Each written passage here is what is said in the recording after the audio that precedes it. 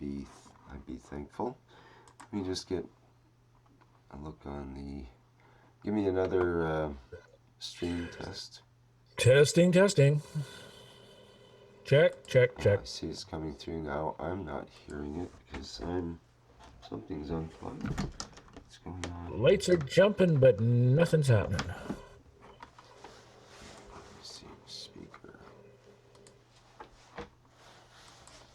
Okay, I think it's this, Check. and maybe this has to be. Okay, finally. Yay. Fine. All right.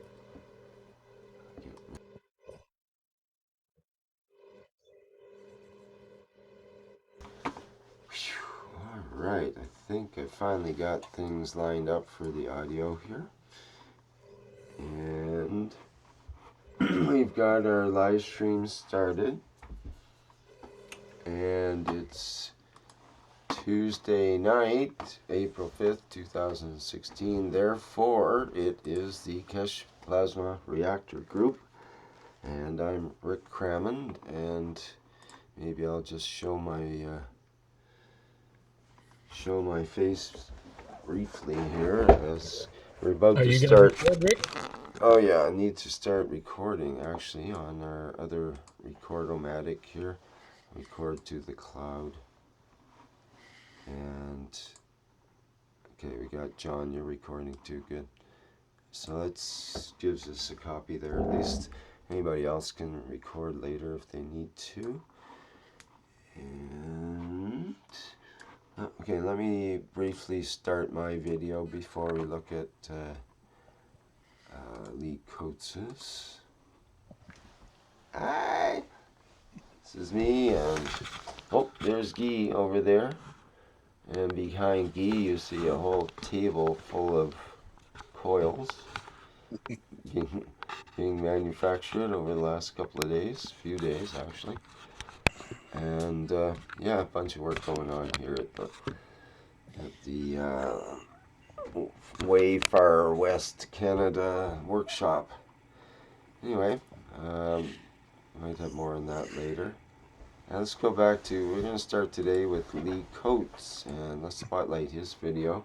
Now he's anxious to tell us some things here. So I'm going to just phase out of my video and allow him to describe what this contraption is he has in his hand, first of all, with all these, it looks like something out of maybe Star Trek or beyond. And okay, so go ahead, what's happening? Well, on Saturday I had an accident with the circular saw, and I skimmed the skin off the top of my thumb here. Oh my goodness. So I wanted to make a device that would alleviate the pain, stop it from getting infected, and promote the skin to grow back faster. Because there's about a 1 inch by 1 inch square of skin on top of my thumb here that got taken off. Luckily, I didn't hit any tendons or anything. So I decided to sort of work on the pain pen idea. Only I got a ring of 9 little short 2-inch nano-coated wires, and was a 10th one in the center there, which is higher up. But I'll just take it apart here so we can see it better. It actually slides in and off on my thumb. But what I'd made it out of is a milk jug with a 4-liter milk jug with a cap, and then on the bottom side, I pushed in another cap, hot glued it in, and put the nano-coated pins through and hot glued them on the bottom so they wouldn't make contact with me. And after I got it made, I was thinking, in a disaster situation or emergency situation, anybody could make one of these because there's going to be lots of plastic bottles kicking around probably, and easy to come across some copper wire probably, and a bit of fire or ash could nano-coat them. So you don't need any GANTs or anything. You could make these up in a remote disasters type area. Results so far, when I put it on my finger, my finger warms up, so I feel the plasma energy there. And when the nurse changed the dressing there, yesterday. There was no infection or anything like that.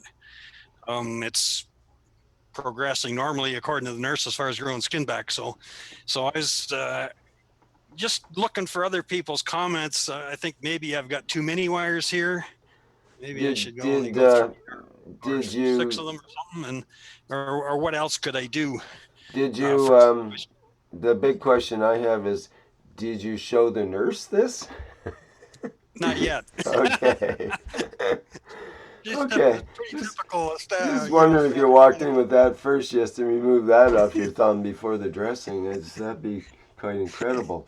And but maybe I this was hoping is for some great results, and then I'd show her what I've done. right, But all completely healed or something. Um, okay, so well, what are some comments about this? How could we, um, like help Lee make it more effective so it does heal even faster and more efficiently and so on? Let's yeah, say that it A helps with little tiny pain bag of now. GANs, CO2 and CH3 GANs that you can put on the other side of your thumb, so that that's a strong source. It's going to draw from that source of GANs up through your thumb and into the pins. okay, so I could put inside here. I could put a little plastic bag of Gans. Yeah, what Yep. you need is the new Canadian product, the stick-on GANS pad. Yeah, it's like a double-sided stick thing. You just peel the thing off and stick a little CO2 pad, a mini CO2 pad on there where you need to. And then that would draw from the, like exactly like John's saying, from the pins.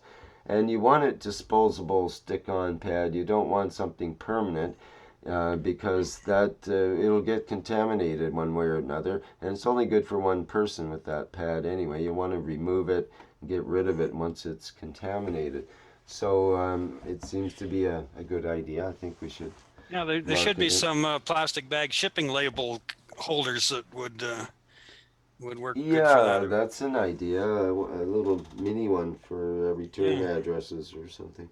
Ganzoplast. Ganzoplast. There you go. Ganzoplast.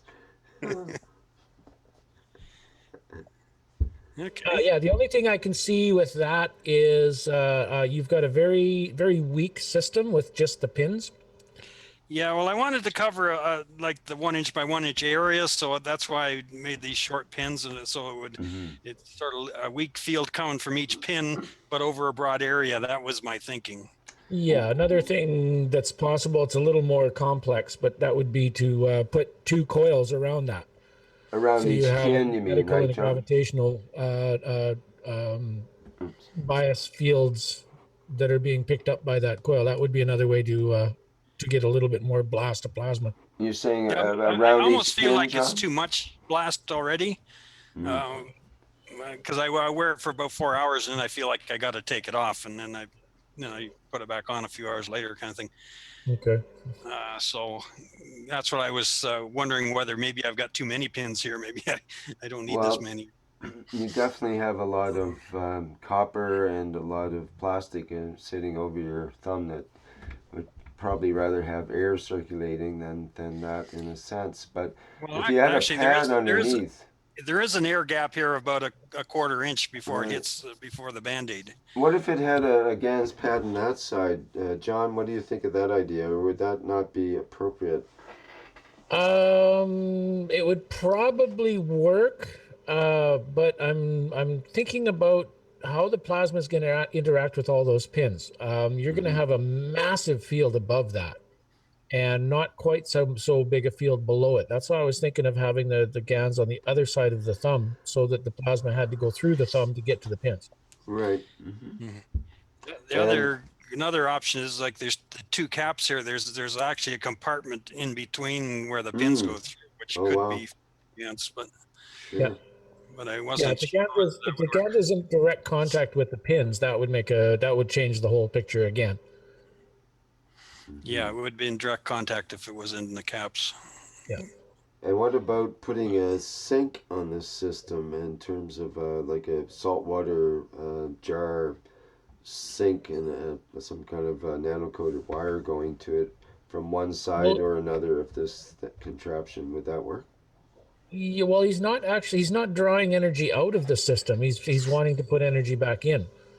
Yeah, well, basically, I want to recreate Mr. Keshe's thumb growing or finger growing back device. Only I'm just growing back the skin part. But I've never Right. seen a blueprint for his device. So Well, he talks about polarity at the end in terms of creating the fields, um, to entice the growth and so on. Um, I think it is the gravitational, that would be the field that you'd want to enhance toward hmm the tip Yeah, of. for growing a limb back or a toe or a finger, yeah, you'd want a strong gravitational to draw that energy from the body through the wounded system through the energy body that's still going to be there, and So allow the body to recognize that the matter state's missing. yeah, so so if to it grow was a skin back, that's what I want. I want gravitational. So just a straight pin, is that gravitational, or do I got to start putting some coils on this? From the tests that Vivek and I have been doing lately, and he specifically, an odd number of coils is going to give you a gravitational bias. So if I put one wrap around the pins, that would Well, that would then the coil's going to be magnetical. The pin's going to be gravitational. You need 3 coils and a pin, 3 coils and a pin. Okay. or 5 coils and a pin. That's going to be really strong. Yeah, well, that's what I was thinking. Well, in that case, I don't need all these pins. Probably. Yeah. One thing we've noticed is the emission pattern. If you have your pin reasonably close to the end of the coil, the end of the pin reasonably close to the end of the coil, I think within about a half an inch, like 3/8 to a half an inch, then it sort of sprays like a hmm nozzle. If it's a long pin, it's a laser beam. Okay, so I need a Um, coil that's close to the end of the pin, and three coils on it, maybe. yeah, and well, that's what Vivek has been experimenting with, and he's been having some fantastic results with the Reiki or the Qigong practitioners in Singapore. Okay. But I like your idea. I think it's a good idea, and the simple fact that you're feeling the energy is a definite bonus. I do think we need to add a specific plasma energy in there for the skin growth, and that so skin would be a soft tissue, so that would be copper oxide, right? Yep. Yeah. And how's it working on the pain? No pain at all. Yeah, perfect. I And did sort of the same thing. I didn't bite myself with a table saw, but I bit myself with a hammer. I was pulling nails out of some old wood. I took a wall down in the back of my house and cut the pad of my thumb on my left hand, right on the palm of my hand where the fleshy part of your thumb is. And it was actually quite deep. And I just grabbed onto my bottle of CO2 GANs and held onto it for about 5 minutes, and it sealed right up, and it's just about gone now. And that was just yesterday. hey, that's quick. Yep. Okay. Thank you for your input. Yeah. On to the flight reactor. Guy says, how about using crystals?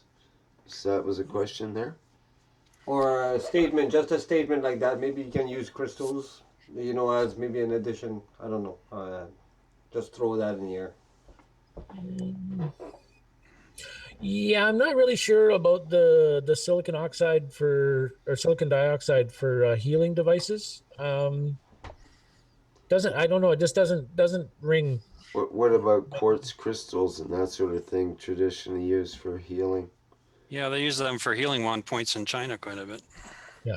Right. It might be very good to focus the energy somehow. If you get the right shape at the end. Yeah, Yeah. Possibly. I got a couple of big crystals here and some others on order from China. Like I got one great big one there, but That's a big one to wear, yeah. Nice. but it's Oh, not the kind I want strapped to my finger. yeah, be very careful of the crystals you get from China. Most of them are glass. I bought 6 nice big ones that I thought I was getting a really good deal, and when I got them here, I did the scratch test, and they turned out to be just glass. Yeah, I can see oh, I forget what the word is, but when you order them, they're either natural crystals or there's a word for the ones that they make. Cultured. Cultured. Yeah, well, there's another word, but No. so I've been going after the natural ones, and you can see the imperfections in the middle of them. You know, the little white lines and stuff. So Oh, okay. pretty sure they're natural. Yeah, well, if it scratches glass, it's quartz. If it doesn't, it's not. Okay. Anyway, on to I've been building this Starship reactor, and can't feel any fields around it, so I really suspect whether my plasma batteries are putting out any plasma for one This thing. is totally isolated from the grid then, correct? This one is, yes. Okay.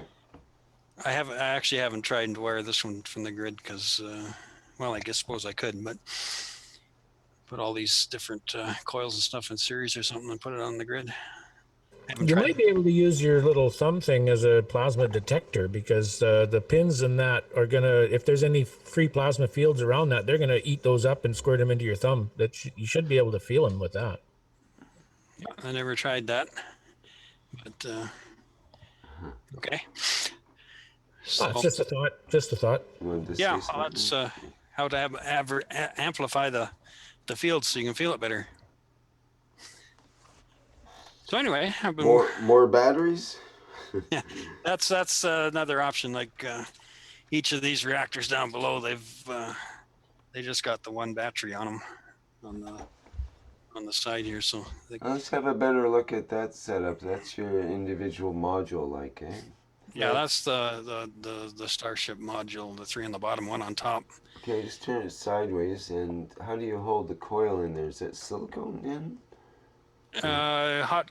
I got the acrylic plastic here, and with some holes drilled in there, and then I put the coils through the hole and wire them up, and oh, I see. You put then the I put some coil hot through glue the on to just hold them in place. You put the coil through the hole, then wired it up so that That's right. you were able to feed it through the hole. Yeah. Wow. Very nice. Simple that way. It's just And I more got permanent. the little plastic ball in the center with three kinds of GANs and hydrogen gas in it. Yeah. Huh. And did you use the same GANs mix for the inner coil and the outer coil? These coils have got first they started with a layer of copper oxide GANs. They were dipped in copper oxide, then they were dipped in CO2 zinc GANs, and then they were zipped in the CHO2. Okay, because something that's been coming up lately, something Armin said, is you want a heavier GANs bias on that inside coil. Okay, so both the inside gravitational and magnetical are both GANs both the same way here. Okay, and that may be why you're not getting a really strong field out of it. Yeah, and I also saw another video since I GANs these where Mr. Keshe was showing how he waters his GANs down quite a bit, and I've been dipping them in quite thick GANs, so maybe I've got too much GANs on my coils. I don't know. Yeah, less is more, definitely. That does look pretty thick. Yeah. And then, of course, the thick stuff starts falling off, and then you start wondering, should I spray it with some glue to hold it on or what?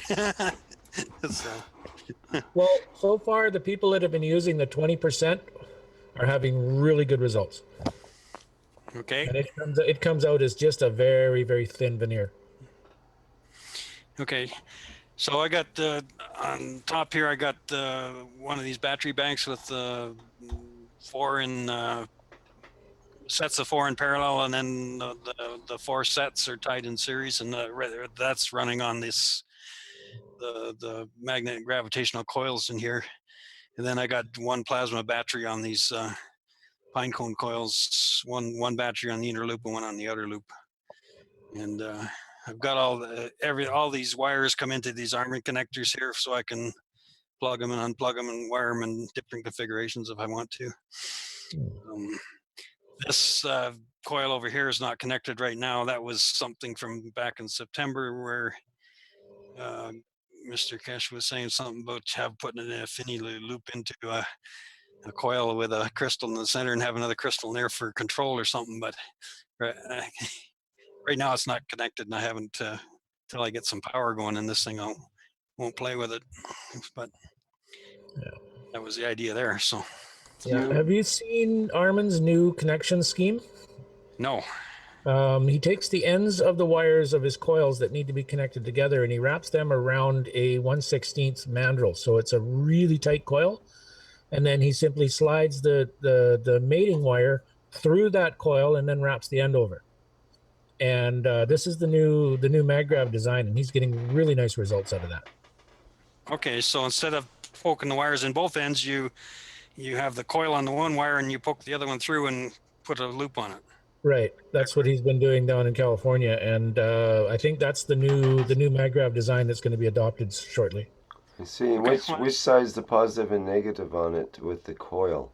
The coil part would be like, call it the female part would be the positive going to the male negative inside. Would that be the way it goes?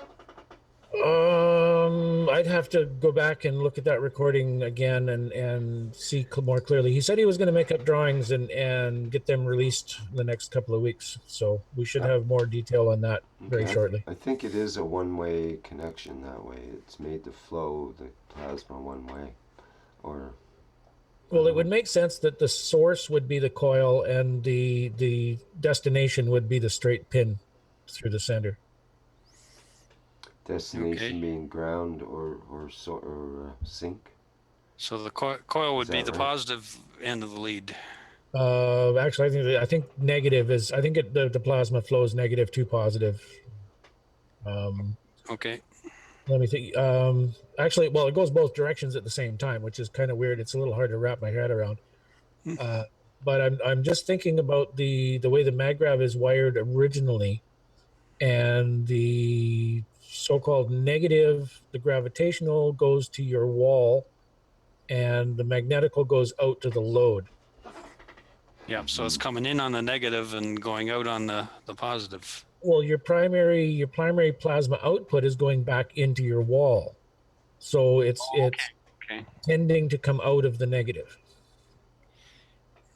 Yeah, except that on the load side, you're also supplying your load with plasma energy, so that's going out of the positive. Yeah, I understand that, but the load side is the minimal plasma energy. The maximal plasma energy is on the grid side. Okay. Okay. So you have some more things there. Well, I was playing around with these little cone connectors like they were doing on the health unit there in Germany or whatever. It's just it takes like a quarter turn to connect them, and then they're really solid. Takes about 2 feet of wire to do the cone though, but all I did was grind a taper onto a piece of all thread and then wrap the wire around. So they're really easy to make. But I think you'd have to have a flexible wire on the ones you're going to twist on to make them work right.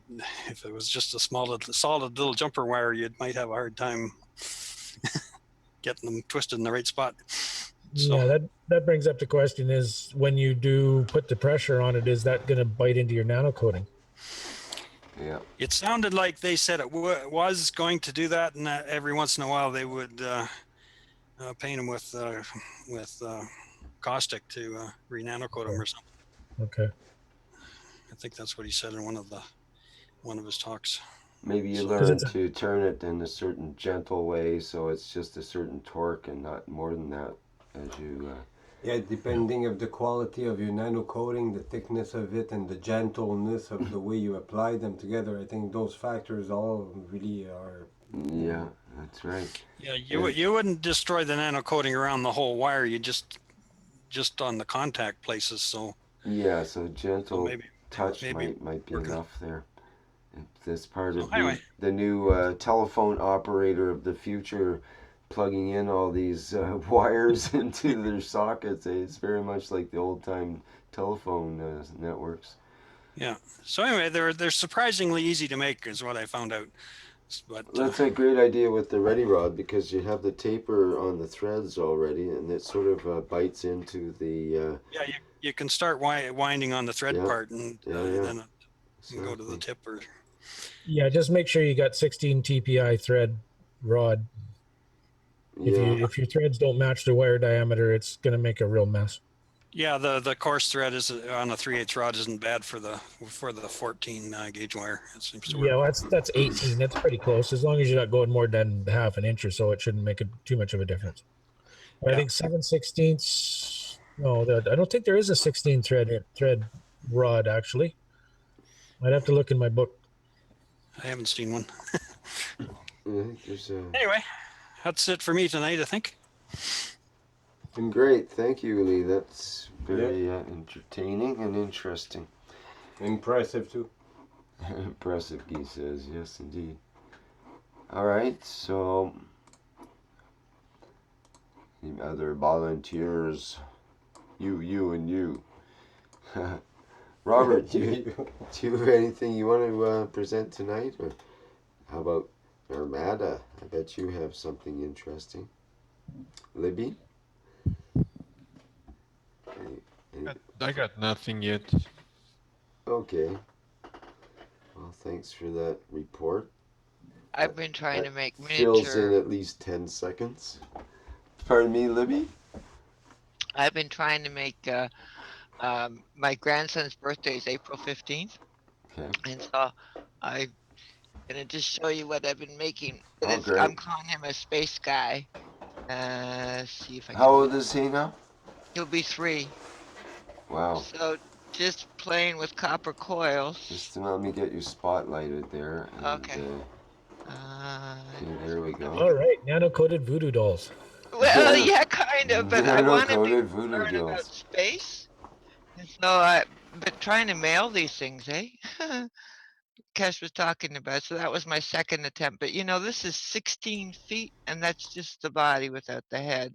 This was 12 feet, and I had to do smaller, so it's like a Oh, you lot of like that. wire.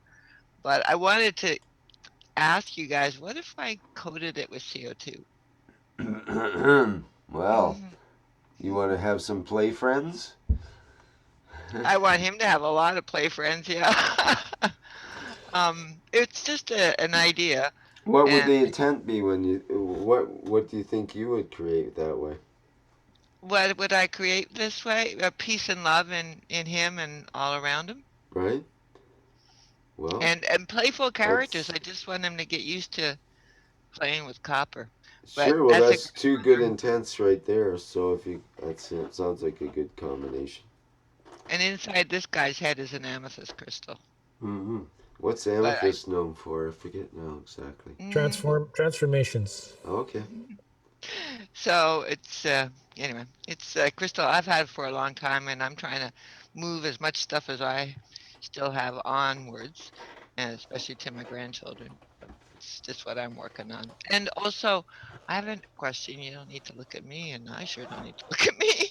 Um, um, Well, I mean, it's good to have something up actually, just okay, as a well, reminder okay. on the screen, so that otherwise it records on the Zoom as a blank, and that's people get upset about that. They don't like to Okay. see a void in their life. It's I can find a picture. I can it's share an one of my good existential pictures thing. if you want. Sure, if you got something to show, that'd be just great to have something to share there while you speak. Okay, well, my question has to do with, oh God, go get this together. I wasn't planning on jumping in, but since there's a few of us, if somebody else wants to jump in, I can come back after I picked up my pictures. But anybody else have something they want to contribute? Okay, I'll get out of here and See, try and what do find we have? pictures here. Sorry, I Does yours really have was just. anything, Guy, you want to show? Not really. Not right now. Not really ready yet. Not ready. Okay. It's Oh, it's on in the nano edge. coating. Yeah, it's on the edge. Maybe, Oh, I'll just put up one of my test tubes because I have been having so much fun. Let's see. What's that one? Oh, Test yeah, tubes. They're on our mind today, actually, too. test tubes. Yeah, we were comparing test tubes. I've got a couple from Princess Auto, strangely enough. Oh, And well, that's do actually a you see peanut them gallery. here, Guy? But You saw these, right? Yeah. So would they fit in your case? No, I meant inside. Amazing, they fit in the Inside the case itself. Oh yeah, perfectly. Yeah, Rick, I found a guy here locally who's making me some wooden cases for the health pens. You know, they're going to look like big fat ballpoint pens, but a nice hardwood, probably a maple or an ash, a case for my pens. Oh yeah. He has a little zip bag with that'll work good once he has it worked out. I'll probably show it another time when everything's. You want to show it now? I can actually. You want to show it later really, when you have it all completed? Yeah, maybe it's not really completed, Yeah, but right it's now what- I'm walking with half things that are halfway done, and I'm working on some little design there. I finally found a way of putting a triple coil into those little test tube, and so I got a different way of connecting the center. Maybe I can show the center pin idea. Sure. Yeah. Libby, that is gorgeous. But this? Yes, that's fabulous. What do we have here? I don't know. But remember Yeah. last week I showed you that crystal? Well, I felt so bad that I created a silica cell. I thought, well, I'll free this and put it in a planter and see what can happen. Interestingly, what did seem to appear was out of nowhere, because we still have winter here and we don't have mosquitoes yet. There's a big mosquito in my kitchen. But anyways, I took the crystal out of that and I'm using it in another project as my lead crystal. I figure it's a growth something. It's a grow. But what's curious to me here is also the I realized this was the part of a clothesline, this blackish thing that started putting CH3 out. So I took Clothesline, that like out. a steel clothesline thing or something. You know, the pin inside a clothesline that keeps it Right. tight. Yeah. So that had fallen out on one of mine, so I thought I'd stick that in because I thought it was zinc, and of course it turned right into iron pretty quickly, and created quite a lot of carbon CH3. Right. Yeah. But I'm wondering, this was the silver pin I'd put in there with a Silver coil. pin. Now, you mean, was it real silver or was it Yeah, it was zinc? real silver. I used to make silver jewelry, so Uh-huh. that's something I still have little bits of. Wow. Okay. So I'm curious. So And this is, to be clear, this is steel wire wrapped around that silver pin, that or that's only on the steel, bottom? That's steel. copper. Oh, This is okay. Got copper. it. Like it's actually a one I made when Renan was making really incredible pens early. Early, he made one kind of with like a coil around the top. Mm-hmm. This was early, and I had made one and I had nano coated it in nature, Mm-hmm. and I decided, well, let's see what happens if I put this and this and Okay. just go Yeah. So nano-coated copper, silver middle, and steel at the bottom. at the bottom. And this is in a saltwater solution, correct? Yep. Wow. It's Okay. very interesting how the precipitate is only on the silver. It's not like it's a crystal growing from the salt, because it would be Yeah. equal on all of the things in there. But there's only the precipitate growing on that silver. It's I very know. So you would This think is it what I would be love about the test tube stuff, because you really get to, well, if I do this and I do that, I wish I had downloaded, I got lots more pictures, but I haven't uploaded them yet. But also you get, I believe this is, oh no, that's the silver wire. But what are the silver bubbles that form? I see if I can find more of them, but um, Well, what's the difference between copper and iron? no idea. Rick, I don't know if you have a periodic well, table on your copper on is your. what, 65 or something, I think we use, or 60, low 60s, Oh, geez, and is that in there? iron I think is 80 something. Let me have a look here. So 20.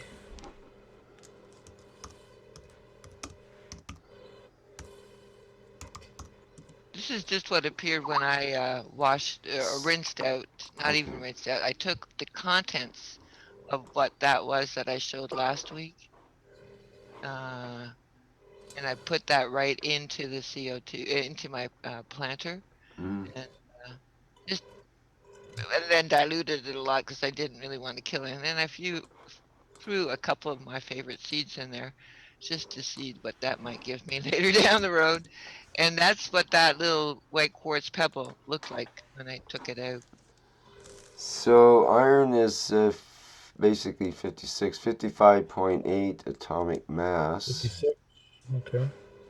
56, and copper we know, we should know, or whatever. I think it's Copper 63.5. right. Yeah. Okay.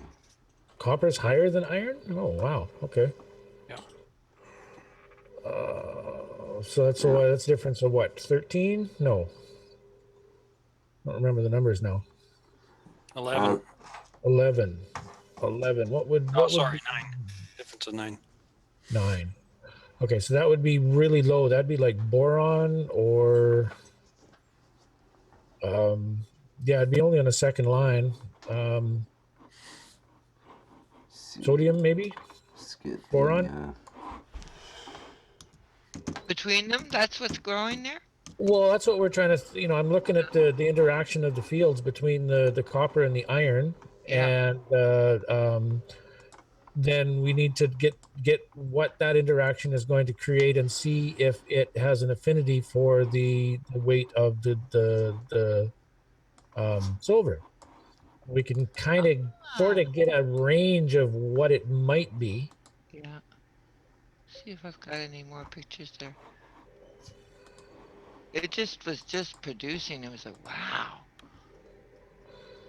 Because I just got a chat on Skype here from a friend who's she just got her first batch of GANs today.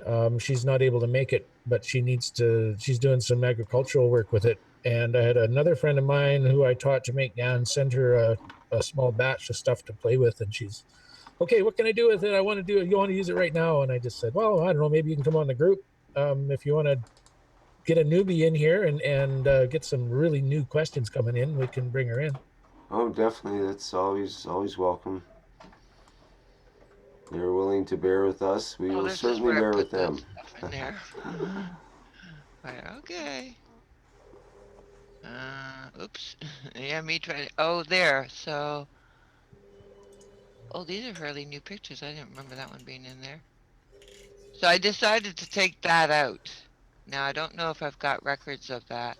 Yeah, I took it out because I really didn't want to see. That's CH3, right? Right. Yeah. Mm-hmm.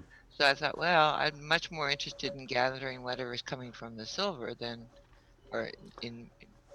So did it stop? It seemed like it stopped producing from the silver and No, it's copper still oxide. producing actually. Oh, okay. It's just not fuzzy now. I could go check right now because it's just on my dining room table, but Well, that would be interesting to see if the fuzz built back up or if it's just. Okay, let me go Can check. you explain again how it's made? Yeah, all that is a copper wire. Well, let me go get the jar, and then I can tell you exactly what I did because I think I made notes on it. I hope I did. On the copper oxide on the top coil, and then silver. Looks like silver wire wrapped around. I thought it was a silver rod in the middle, but maybe it's silver wire wrapped around a copper oxide rod. Or okay, everybody, this is Corinne. I'm going to get her to kill her camera because unless we're presenting, we usually don't have cameras on. Sorry, I don't know how to do that. No worries, you didn't know. There, I found it. Libby's still here trying to show here too, so let's have her. Not good with the light behind me, eh? Maybe we'll just let that happen a bit.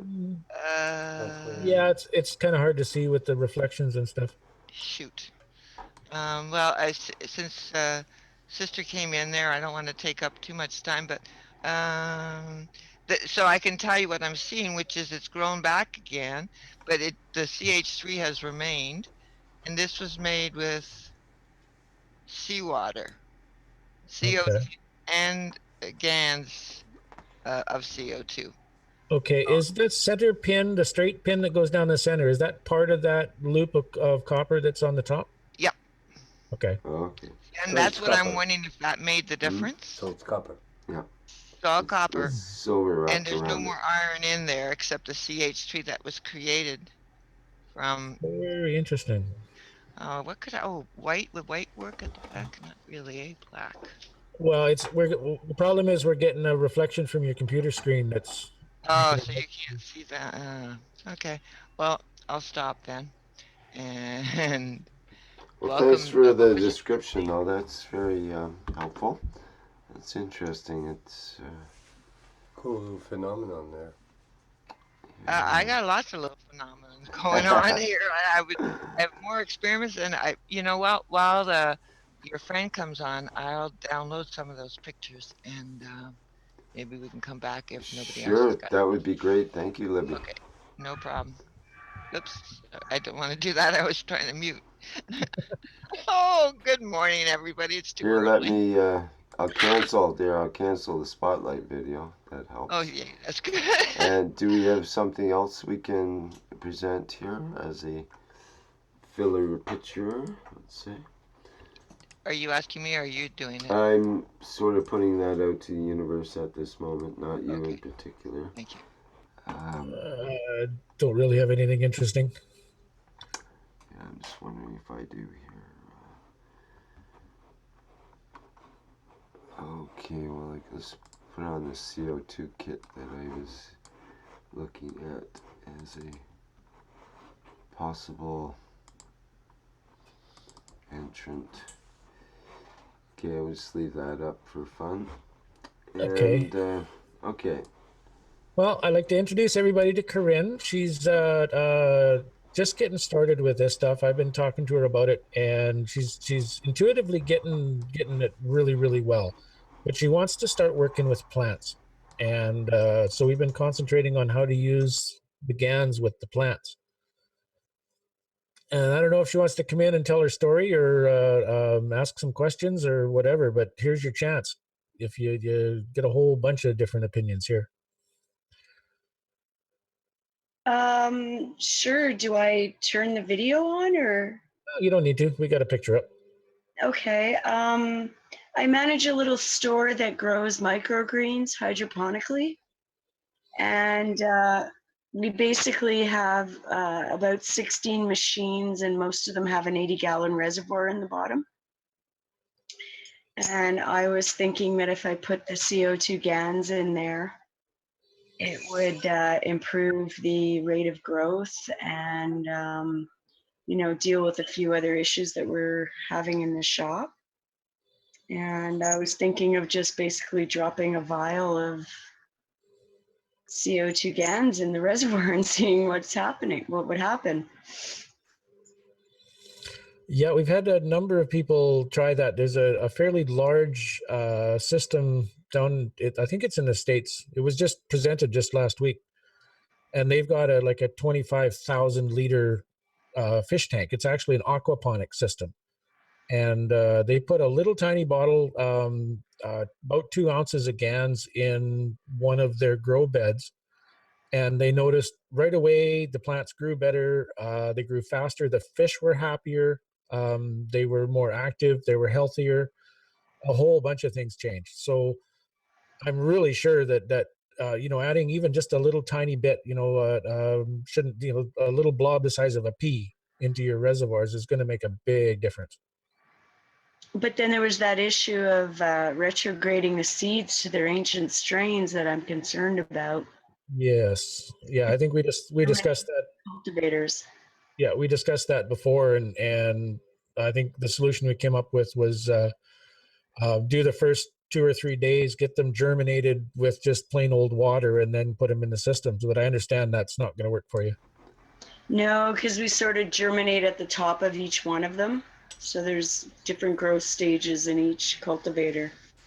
But what I'm going to try to do is avoid germinating in one, and that's possible, and test the one cultivator compared to the rest of them. That's a good way to do it. Yeah, because I can prohibit germinating in one of them, And that would give me a comparison side by side, basically.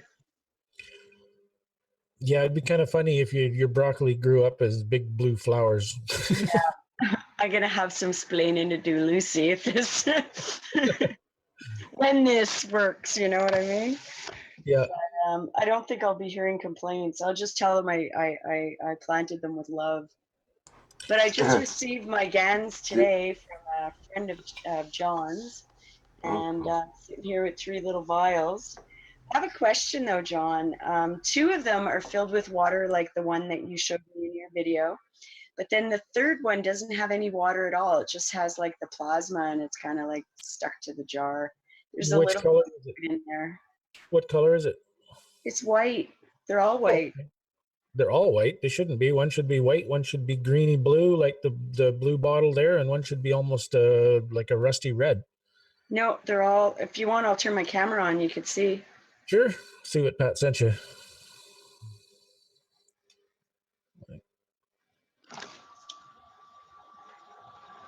Oh, okay. Yeah, he just sent you CO2. It's just Yeah, that's just heavy paste. yeah. So what do I do with that? That's for your plants. I thought Pat was going to send you all 3, but he just sent you the CO2. So you get lots and lots of CO2. Yeah, I can grow lots of microgreens with this. Well, you'll never use it up. You know, maybe tossing one of these in the reservoir. Yeah, you could do that. That's a little, I think that's a bit overkill because you only need a little tiny bit. Okay, so create a new vial with just a, like you said, a pin drop almost. You know the little perfume tester vials, those little glass vials with the plastic pop-on cap. That's plenty. That's all you need. And you need, maybe a third or a quarter in the bottom, and then some distilled water in there to fill it right to the top. And that should be fine for what you're doing. And I have another question now that I have these CO2 GANs. Is there any way to combat exhaustion with this? Not exhaustion, pain. If you got anything that hurts, if your hands hurt or your elbow or whatever, just put it on there. Just rub the GANs on it? No. Just the container. Set the container on whatever hurts. Oh, okay. You can also, once you get those into larger jars with distilled water, just pour the GANs into a jar, rinse the little vial out, and fill the jar up full of distilled water, give it a shake, let it settle, and then you take the water off. You don't have to actually access the GANs anymore. Right. And same effect. You just put it on a paper towel in a baggie and put it on what hurts. Right. You told me about that. Okay. So how do I get like, is there anything else I can do with it besides pain? Because I'm well, it's a deprived and exhausted right now, and I was wondering if there's any way. Well, it will make a difference. Just having it in your room. It's going to take a little while for the plasma to build up in your room, but just having it in your room, your appetite's going to drop. You'll have more energy. You'll sleep better. Okay. Because it's you're infusing everything with that energy of plasma, and the CO2 does act on the emotions, especially that stuff, because that stuff I know has quite a bit of zinc oxide in it. So it's going to interface with your emotions really, really well, and it'll balance all that out. You'll find the highs won't be quite so crazy and the lows won't be quite so crazy. It'll just kind of everything will even out a little bit, and things will look a little bit brighter, and it makes a big difference. It's surprising how much of a difference it makes, actually. Well, I noticed it arrived like around meal time, mid-morning, and I had it in my purse. And I don't know, there's been sort of like a sense of calm that I could describe. Yeah. I don't know if it's because we got rid of a bad weed at work today, but that alone would raise moods. But I just find like there's this sense of calm and no frustration. Yep, that's the beginning. Yeah, I noticed the difference immediately, almost like within 2 hours. Yep, that's the beginning. And if you keep it with you, you carry that with you. You'll have a little bubble of calm around you, and it'll affect people as you walk by them. Like plasma Prozac. Sort of. Yeah, well, I'm definitely going to keep one of them on me. My question is, do I add water to this one? Is it still sort of liquid? Yeah, it's kind of like, a little bit. Yeah, It's like thick cream. Yeah, kind of like a thick cream, but most Okay. of it's stuck to the side, but there's a bit, like I'd say maybe 20% might be floating around in a little bit of water. Yeah, as long as it's not dry, because I found once that stuff dries out, you never rehydrate it. It always stays dry. So yeah, Yeah. you can add water to that and give it a good shake. Shouldn't be a problem with that at all. Okay. So what would have happened? Would water have leaked out in this, or? I don't know. I sometimes I don't know what Pat's thinking from 1 minute to the next. So, because he told me he sent you all three, and he sent you three of the same ones. They got the 3 part right. Yep. Okay. Well, I'm definitely going to undertake this experiment, and I'll definitely be, taking pictures, and it won't be very scientific, but I'll definitely be recording the results. Okay. Yeah. And it's, not only with the plants, what you've got there, you've got the core basic energy for healing and for emotional issues. Mm. So you can make up, if your teeth hurt or your back hurts, you can make up a pain pad and lay on it. And or if you come back and your shoulders are sore, you can make up a pad and put it on your shoulders. And I cut myself with a hammer, taking some nails out yesterday, and I just grabbed my CO2 bottle and I put the bottle right on the cut, and in about 10 minutes it doesn't hurt, and it's almost completely healed now. Wow. Yeah. There's another thing. I'm going to try it. John knows this, but I broke my back a few years ago. So, when it rains, or if I'm doing just a bit too much of the wrong activity, it'll ache, like a broken bone. And, over the years, I've basically given myself, 1st-degree burns all over my back because I sit, sleep, lie on a heating pad as hot as I can get it. And so now I've developed this sort of, kind of looks like a henna stain all over the lower part of my back. So I'm going to make like a pain pad and lay on that and see what that does to the burn. Yeah. And you'll find when you do get the benefit of the CO2, whatever you're fixing just doesn't come back. Mm. I mean, the cut on my hand, I can poke it. It doesn't, it feels like my hand. There's absolutely no pain whatsoever. Wow. They were saying that you shouldn't put the pain pad directly on your spine. You can put one on either side of the spine. Yeah. Or you can buy the pain belt from the Keshe Foundation, and you can put that right across your spine. And why would you not put it on your spine? It's really powerful, and it's going to just jam energy right into your central nervous system. It's something we can't recommend. It's probably not going to hurt you, but there will be people who are going to have really nasty results or really nasty effect from it. So it's not something we can recommend. Okay. GANs won't hurt you. Simple as that. Like you can, if you're worried about radiation, if you want to detox, take a half a cc of that CO2 water, squirt it into a glass of water, and drink it. And it'll flush radiation and many toxins right out of your system. Now, would not overload the liver and everything like that? Not, it hasn't so far. They haven't seen any according issues. to the lab rats, who seem to live happily ever after with that program. They tried to overload them. This lab rat's been drinking it, and she's doing fine. They overload them with, was it 5 milligrams per kilogram, I think it was. No, it was 5 micrograms per kilogram, and the highest was 100 micrograms per kilogram, which for me, I'm just a smidge over 90 kilograms, so that's roughly a half of cc would be the low dose. And you just make the water of it. You just take just the water. Yeah. That's all. Or when you Your friend is No, really loud. it was actually, what's happening here? Sorry. Oh, I think Oh, it's Craig's everyone fan come is in. I have really to loud. click mute on entry and okay, everything came open. I see. No, they actually gave 5 milligrams per kilogram, not micrograms for the GANS test, according Oh, to the thing here. I'll show you the screenshot of that. okay. I thought it was all micrograms. It's micrograms, 100 micrograms administered into their standard lab rodent diet. Oh, And group 3. I see. Okay. group 3 was given 5 milligrams per kilogram. All survived. No toxicity of CO2 GANs observed.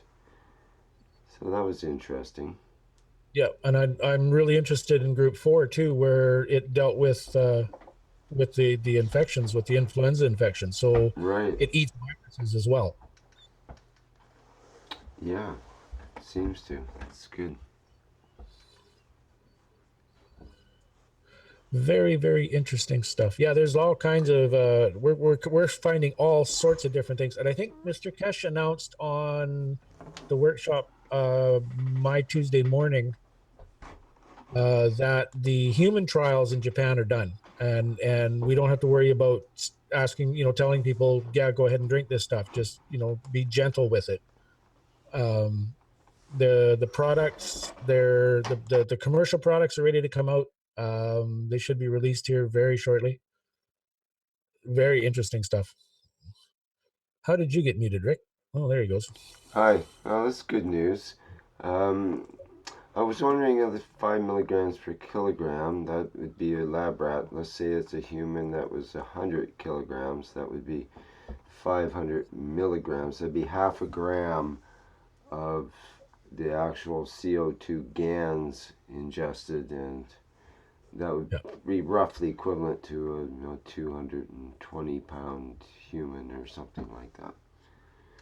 So that's a larger person for half a gram. So maybe, quarter gram for a small person, half gram for a larger person. That might be one of the outer limits to be tested at the maximum at this point, sort of thing. Perhaps. Yeah. How much would half a gram? How much does a gram of CO2 GANs look like? It's pretty. Well, Are I we know with talking about? water, Are we talking 1 about gram is dried? 1 cc. Are we talking about dried or wet, basically? Well, with water, 1 gram is 1 cc. So we know the CO2 Okay. GANs is heavier than water. So it'd be a little bit less than a half a cc, probably 0.4. And being roughly the same weight as water, let's say. So, which isn't very much. And that's just the water of it. That's not. Oh, wait a minute. No, they're actually giving them the CO2 GANs, right? Yeah, that's what they say here. Yeah. So if you're So, doing the water, you could probably triple that with reasonable safety. yeah. So like a tablespoon in an 8-ounce glass of water, and just pound it down. Just pound it down. I really In don't your believe it's green harmful. smoothie. Say what? I really don't believe the CO2 GANs itself is harmful. No. Um, I'll say that because I took your words from last week about your skin, and I've been working on my nose for 8 years now. So I said, okay, well, I'm jumping in, and I got some coconut oil, and I didn't measure. I put some um, pure guns on there and mixed it up in my hand and just put it on my nose. And I wish I'd well, I did take a before picture that would be through there. And it is feeling a lot better. I have not taken a since picture, but I can tell you that it's soothing, and the scab that forms is softer. It's not like crumbly and prone to fall. Underneath this lesion used to be a very deep ridge, and I was just using the waters of it or the not like I don't even know for sure. This was just in a little tube I had that was from last year, and it was nice, and it was just a perfect consistency. And I thought, wow, I'm gonna try that. And I'm alive. I'm well. I'm up at 3 o'clock in the morning, and I'm 63 years old. So I'm feeling like we have to be careful, but those of us who are willing, like I'm willing to be a human tester here, um, and I don't do the allopathic medical system at all. So I am my own doctor. So me and my doctor have agreed to just jump in and do as much of that research as possible. And I think your friend could be very safe in making CO2 pain patches right around, maybe not on her spine, but right near it. Because I had sciatic problems, and I put CO2 pain pad in the front and the back, and that's gone. It is totally gone. Hmm. No pain, That's interesting. no discomfort. Well, it's pretty amazing Yeah, stuff. I've had sciatic problems, and that can be very, very painful and hard Yeah. to get rid of. Yeah, Go to bed. I interesting. left mine on all night long. One Hmm. on the front, one on the back, and Hmm. Yeah, well, I myself, I actually did put a CO2 pad right square on my L2, L3 vertebrae because the problems I was having prior, and other than my legs tingled for about 2 days and they got really tired really fast, basically my back problems are gone. I can sit for hours and hours and not get a sore back anymore. I think the problem comes in as far as pads go, where we're not sure if it's CO2 GANs, is it zinc oxide GANs, is there some copper oxide GANs mixed in, and so on, depending on the exact plates we have and how the GANs is made and all that sort of thing. Yeah. yeah. Yeah, the stuff that Corinne Standardization has, is I the. can pretty much guarantee it's about 80 to 85% zinc oxide and the rest is CO2. Like I it'd be know how nice it to would have be. standardized preparations that we could offer to people like this. We know this is CO2 GANs, we know this is zinc oxide GANs, and so on and so forth. Can we Should not have use them in a some sort jar. of a spectrometer for that, or those little new app now you can put the. Possibly, they have a new app for the iPhone that you aim it at your drink and it tells you the exact alcohol content and whether there's any barbiturates or other date rape drugs in the glass. But it's and a so on. spectrometer. Yeah, exactly it's a right. spect- It's a actually like spectrometer. a It'll mass tell you anything spectrometer. you encounter. It'll tell you its All the composition. elements. Yeah. So maybe I don't know if anybody ever tried one of those on GANs itself. Well, it's a new app. I don't think it's coming out until another few months. Actually, Oh, it's not out yet. Oh, I It's thought just it was. they made it look in the in. There's a YouTube video. It makes Yeah, it yeah, look. I've seen that. Girl sitting in a We bar saw or it probably something. together, yeah. Yeah, they make it look like it's all ready, but it's not quite ready for prime time yet. Mr. Keshe mentioned, goodness, this must have been like the 56th or 58th workshop, somewhere in there, about the university testing. When he first sent the samples to the university for testing, they didn't know what they had, so they didn't know how to test it, and they did it wrong, and it came back that this is just nothing. And then he said, no, no, no, test it this way, but I can't remember what he told him to do. It was a very specialized testing. I'm gonna have to go back and dig. It'll be hours and hours of digging trying to find that 2 minutes he talked about it though. I remember that, but I don't remember when that was. So I'll dig in my head too for a while. See if I know there's X-ray diffraction testing and XRD and XRF. I think is the other one. But it's very difficult to do those kinds of tests because what they do when they test the GANs is number one, they dry it, and number two, they crush it. Then they take that small sample of that crushed mass and subject that to the X-ray diffraction under pressure of some kind of squeezing thing or something that So it's basically all mush crushed and smushed, and then they expect to get some sort of significant results out of it, but there's no So we more can't go by product. color, huh? It's no longer the product that it was at the beginning. It's a totally different substance by the time it's dried and crushed. Suspect But for approach. our own eyes, can we go by Yeah. color? Suspect approach. There is a difference in color between CO2 and zinc oxide, but it's really, really subtle. Texture is a better way to do it. If it's fluffy like clouds, that's where your CO2 is. If it's just kind of a mass like melted butter, then that's your copper oxide. Copper oxide, you mean Or CO2? zinc oxide. Yeah. Zinc Or oxide. zinc Sorry. oxide, rather. What if Yeah, it's yeah. gray? Well, someone mentioned that one was grayer than the other. I think the zinc oxide is a little more grayer. Is that right? Quite possibly. I know I zinc have some of oxide is those pretty pictures I white. have questions about that have those colors in them. Can I show them now? Sure, why Is that not? okay? Have to stop the share here. Okay.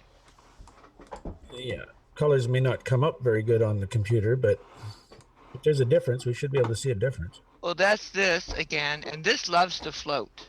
This stuff loves to float. So that's without the thing, and that was yesterday. I think I took this picture. Okay. And but this is, oh yeah, you're right with the color. This is got a, oops, sorry, a grayish, and it loves to float. This stuff loves to float up. I don't know if that's the zinc oxide. I'm not sure if this is actually silver or if this was galvanized wire. From the looks of it, it's sweeter than galvanized wire, so I'm thinking it's also silver. But Yeah, if it's galvanized, you're probably going to have some red in there, so it might come out pink, or you may have a red this is film at more the very gray. bottom. I'll see if there's more. So you're gonna have to skip through some of these pictures, sorry. Unless I know how to do this. Ooh. Little Sorry. guy. Hi. Yeah, okay, well, I'll go They through are really cute. Nano well, Man. I had so much fun making it for my grandson because I'm hoping to get him excited in this stuff. Okay. So, oh yeah, here, side by side. So this is pure silver wire, and it's creating this really sweet greenish oxide. That's silver gans. That's the same color. Woo! Good. I was hoping that's what I was making. Oh, and now you can see the gray more over here. The light must have been better. And see how fluffy it is? Well, there's two different kinds in there. There's that film on the bottom, which is a different color than the fluffy little cloud. Okay.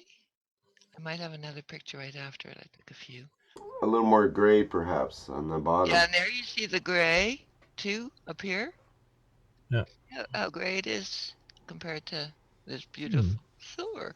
So this is why, to me, playing with the test tubes is like, okay, so if I do this, but again, like you said, without a tester knowing what that is, I'm going with color. And then I do have this little thing I created that's a really funky color I'm not enjoying here. And that I put that iron in there because I figured, okay, let's see. I wanted to, and then I've thrown CuO in there. I've thrown everything because I figured the CuO is a decontaminant.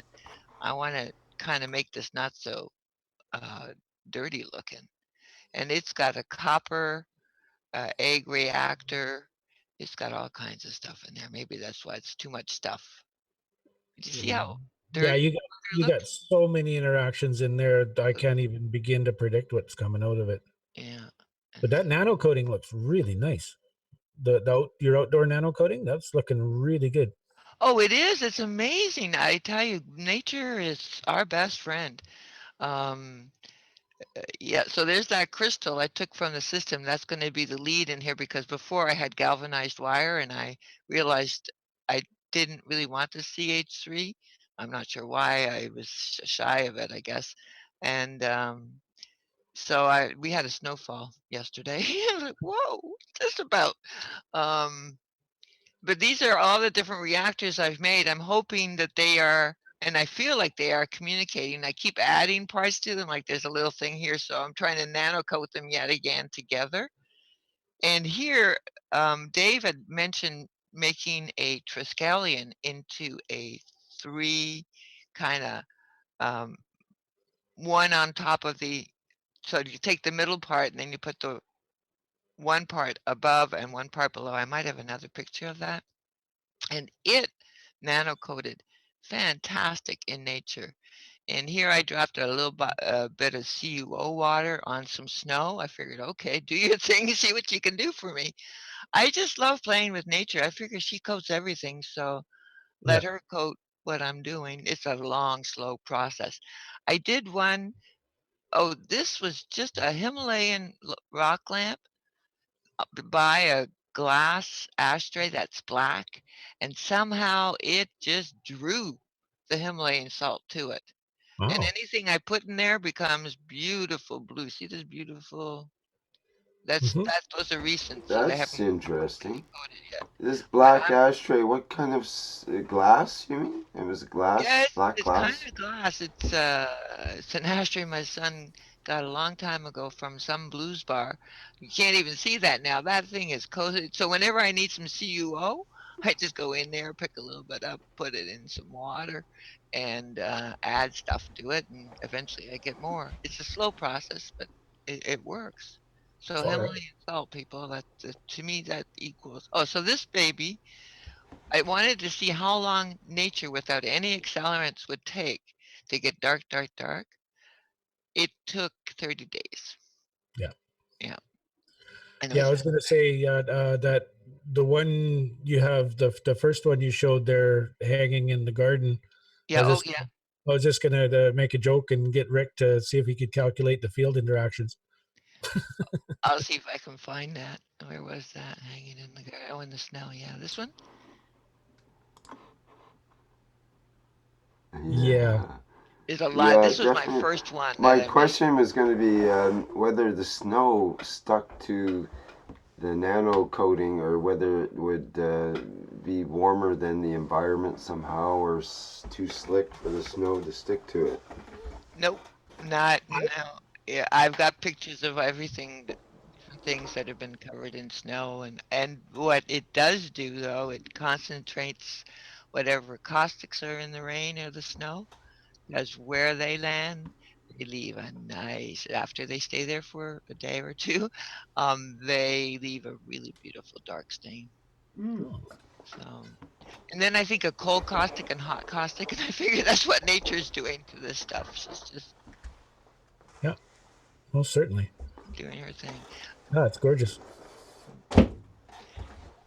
I don't know if you want me to continue sharing. I have lots of pictures. I don't want to. Yeah. Well, does anyone else have anything that's burning that they want to share right now, or while we continue enjoying Libby's show here? But I don't want to take away. I just Well, wanted to have. I don't see. I haven't got my live stream up, so I'm not even sure what's going on. Let me have a look there and see what's going on. I mean, I've got it up. I've got the live stream running. I don't have my monitor monitoring the I'll go see what's in here. live stream. So let me have a look and see if there's any questions or doubts in that avenue. Any questions or trolls that need to be kicked? I mean. So that was using the Triskelion as this was when we were still into copper. And so I thought, well, if I coated one with CuO and one with CH3 and one with CO2, would that create like a little, so that's where I was going with this as a potential. Oh, there you go. That's an interesting concept. All one piece, but Oh, three different ganses, eh? yeah. Just wondering if that would be efficacious or Well, I think you should try that and feel it and see what happens. I'm going to. Thank you.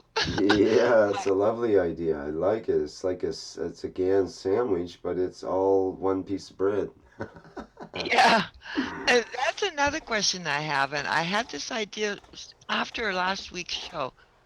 I thought, what about all this salt creep?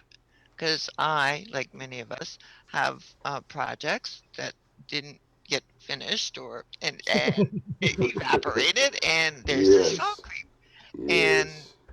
I thought I was making tooth powder, and it calls for a quarter of a teaspoon or half a teaspoon of sea salt. And I either used seawater or sea salt whenever I was making my ganses.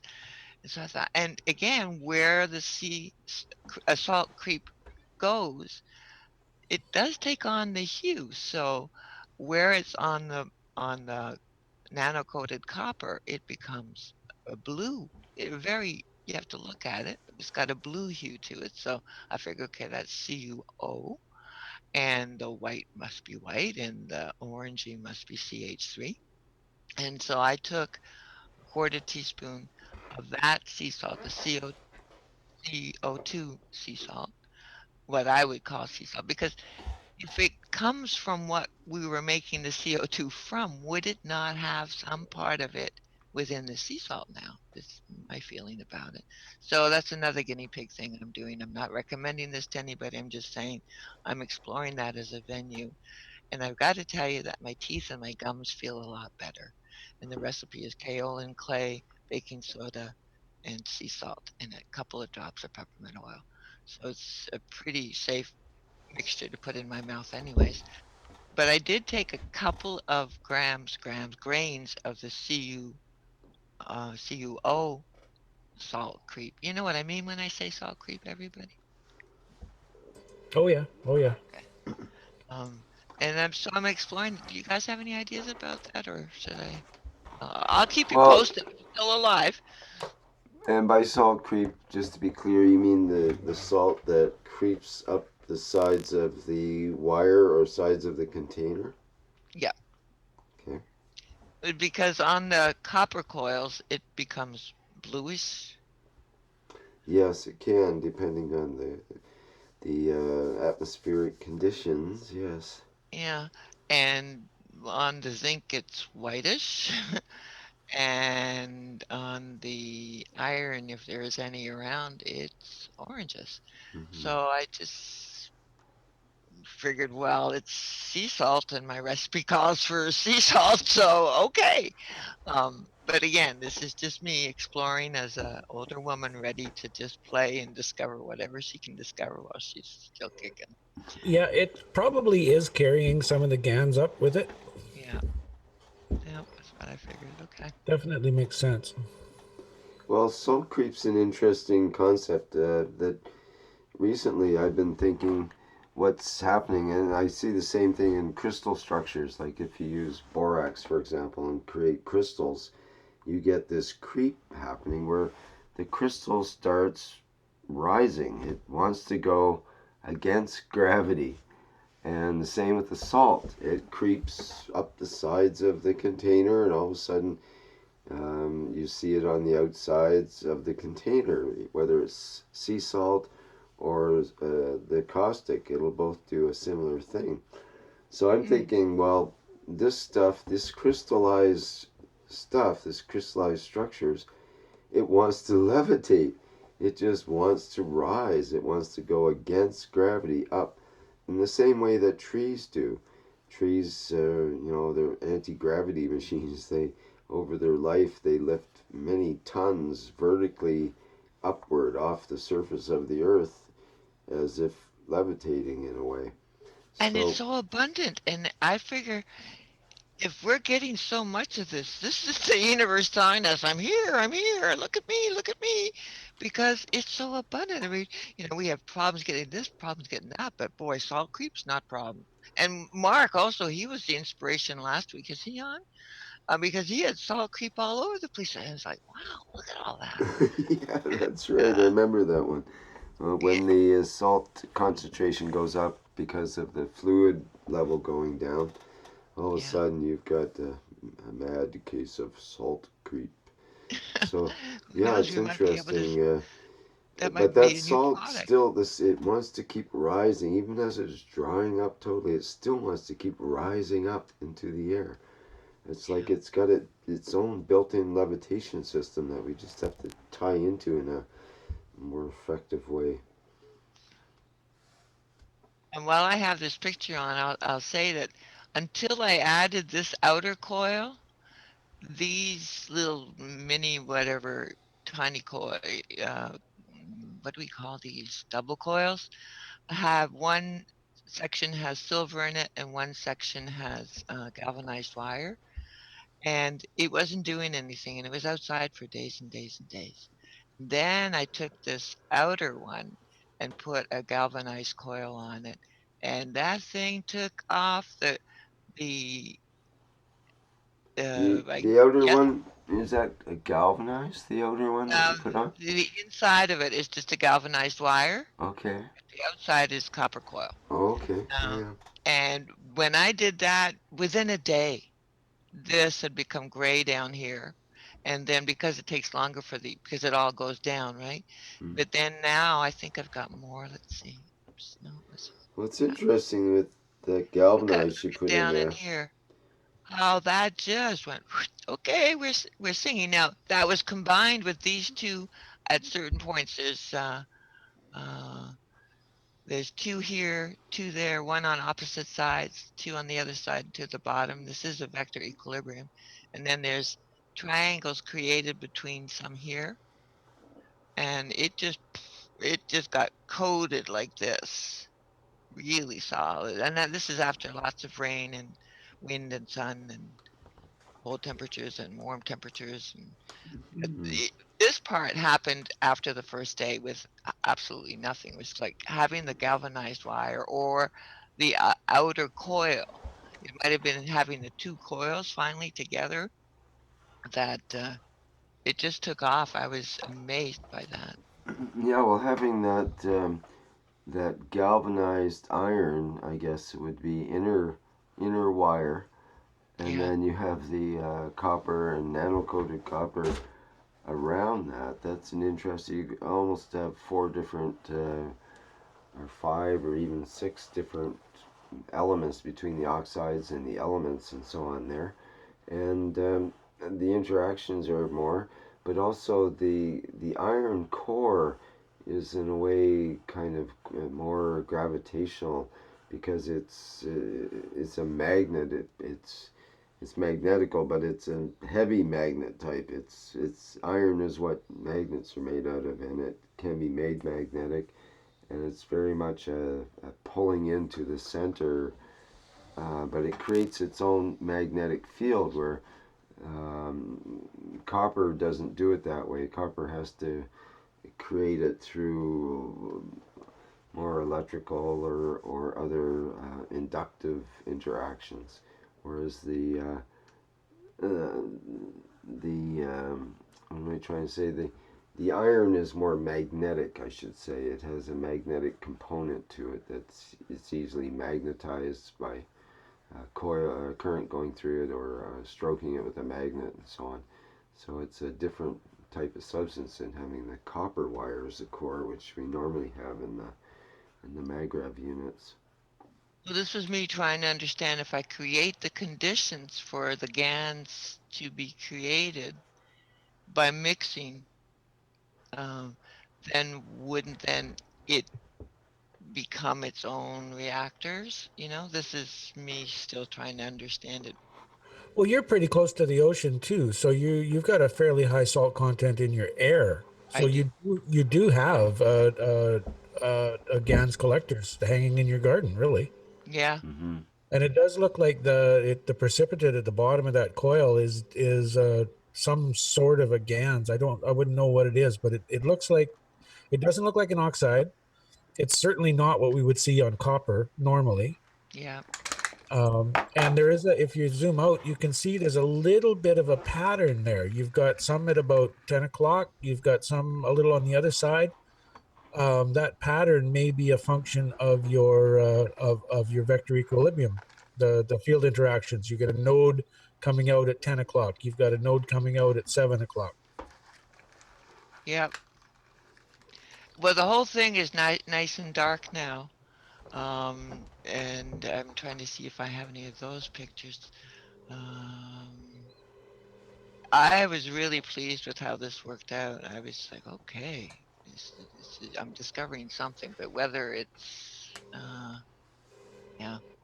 It's all in the question of what if. Yeah. And that's why we're explorers, right? What if I do this? Yeah, it's quite Do that. organic-y looking, that's for sure. Uh, Like it could be easily convinced to be a life form. is that the same one now? Oh yeah, this is a later picture, I believe. Because you see these have gotten darker too. Up here. Yep. And I've been wanting now because isn't it important to keep our central core a CUO? Well, heavier. You want it the heavier GANs in the center for sure. So is CUO heavier than CH3? Yeah, it would be. Then CH3. C is 12 and H is 1, so CH3 would be what, 15. And whereas the copper is 50 some in itself. Much heavier. Hmm? Much heavier.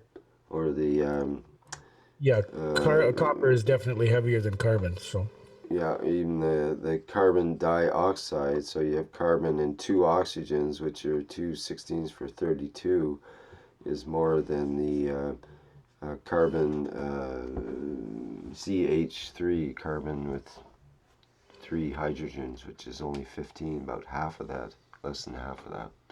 yeah.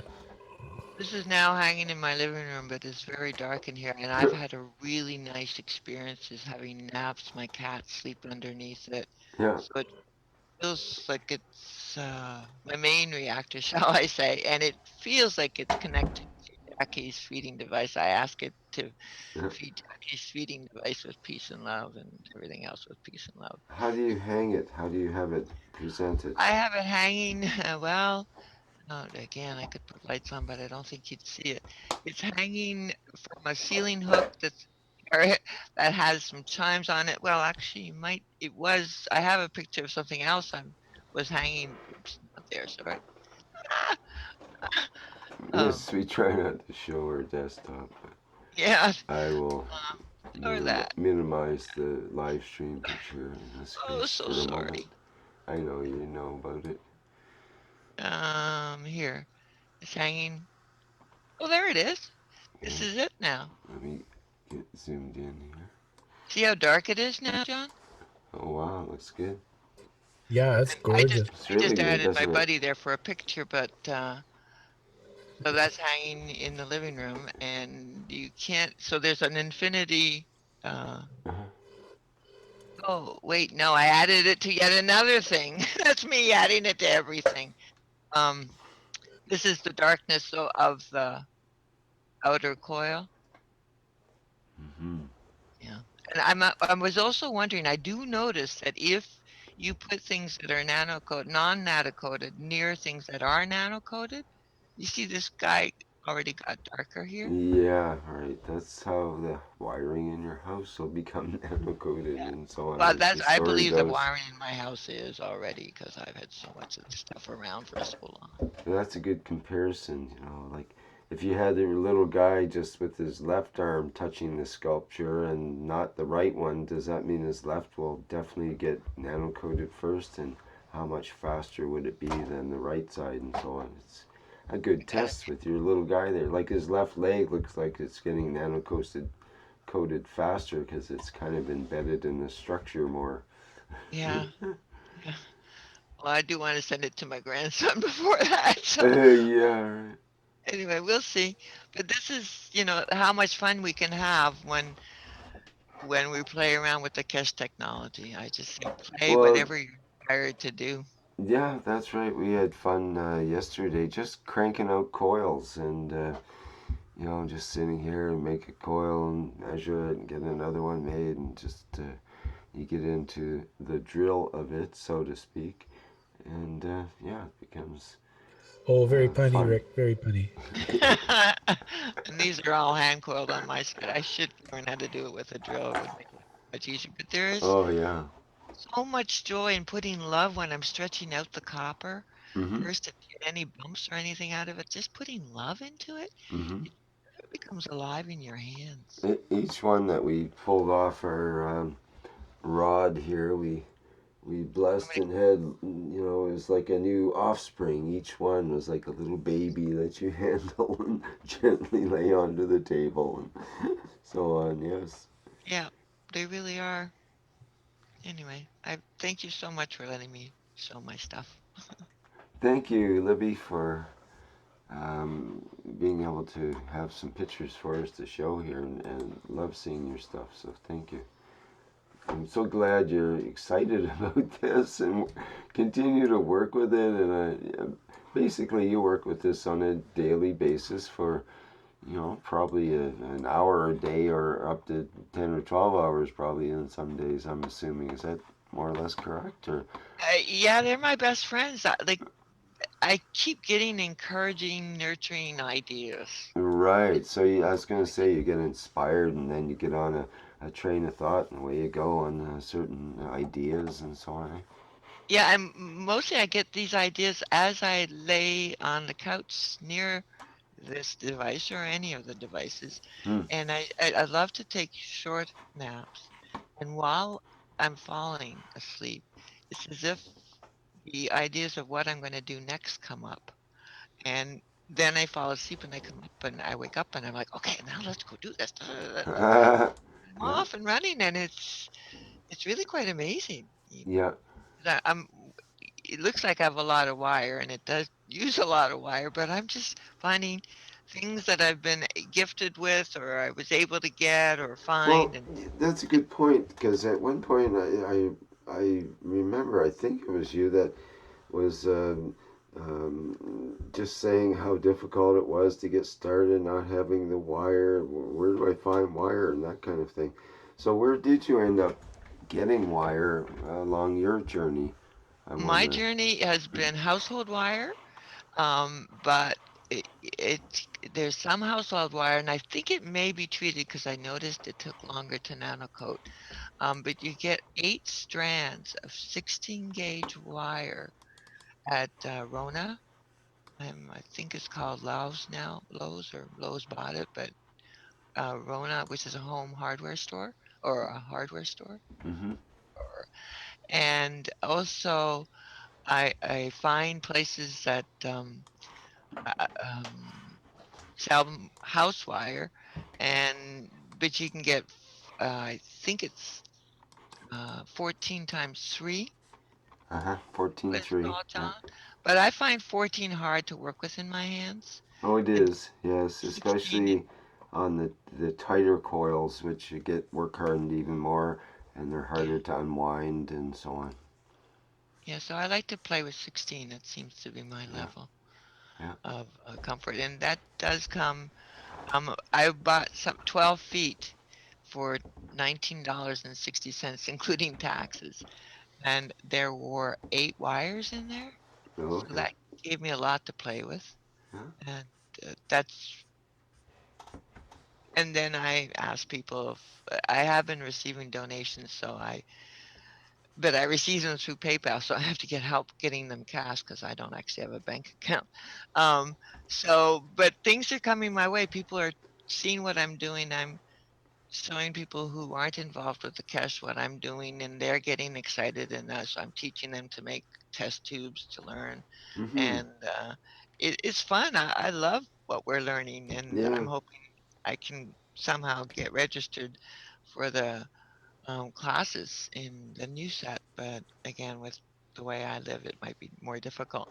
But Well, the price has dropped dramatically, so that is more useful for yeah, people can access now for €100 per year instead of 1,000. So that's a and big if I can difference. find a sponsor, would that work? Sure, I absolutely. don't have a bank account, so and Keshe Foundation doesn't take PayPal anymore, and that's my only. Right, you can work that out, sure, through the people involved because they're familiar with your name already. You've been around and shown your stuff, and they know you're have some enthusiasm and integrity in what you do and so on. So I don't think it'd be a problem at all. I'm very excited by everything I'm learning. This is such a great group, and all of the knowledge seekers are so willing to share. If you have any trouble getting registered or anything, let me know and I'll patch it up for you Oh, thank you. painlessly. With a CO2 paint pad. Thank you. Okay. What else we got to show here? Anything else on show and tell? Well, we got Alper just came in, and I'm kind of curious as to what's happening in India with Naramada, if she's getting any farther with her kids. Oh, she could give us an update. That would be good. I know Milena was talking about possibility of using like GANS pads inside of a bed sheet for healing purposes.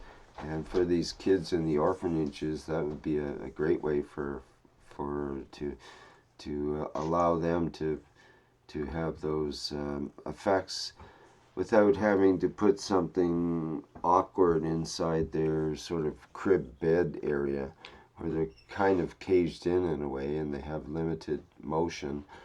You wouldn't want any kind of sharp object or any kind of bulky object or anything.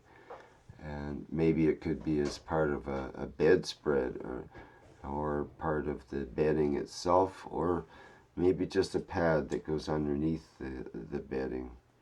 Well, So, if we take a clue from Libby's cats, just the nano-coated artwork hanging over where they're sleeping would make a difference. nano-coated artwork. Yeah. What do you mean? What does that look like? What do you mean hanging over? You mean not Well, just a remember picture? Libby was saying her vector equilibrium, once you put it in the house, it's just hanging Oh, there. Cats hang around that it, kind of thing. and Yeah, I gotcha. Sure. Um, again, as long as it's not within reach, you might say. Some of these kids are handicapped in various ways, so you have to be safe that way. yeah. But yeah, or Well, built in. just a thought. I mean, I take a lot of clues from the animals because they're unbiased. They don't have any preconceptions or any of that stuff. They just react honestly. Mm-hmm. So when you have something hanging in your house and your cats always want to sleep under it, Mm-hmm. well, why not hang that over your bed, Mm-hmm. Probably a pretty right? good indicator. I have a funny observation. If you would like me to Love to tell hear you. it. Sure. If you can, do you have anything to show for a screen share or a picture? Otherwise, I'll put something else up. It's an observation more than Okay, let me photos. just pop up this one CO2 picture so we have something to Okay. look at here. Thank you so Okay, much. go ahead. Well, we moved in this house last spring, at the end of the spring. It's a very old house in the middle of the forest, and it was infested with ants.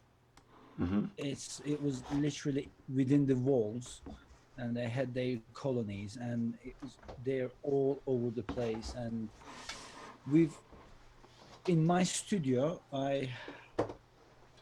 we didn't buy any poison or anything. What I've done was last summer I put tons of food outside, right outside the walls, and some of them came in, some of them didn't, and it decreased the amount of infestation in the room, but it was really unbearable.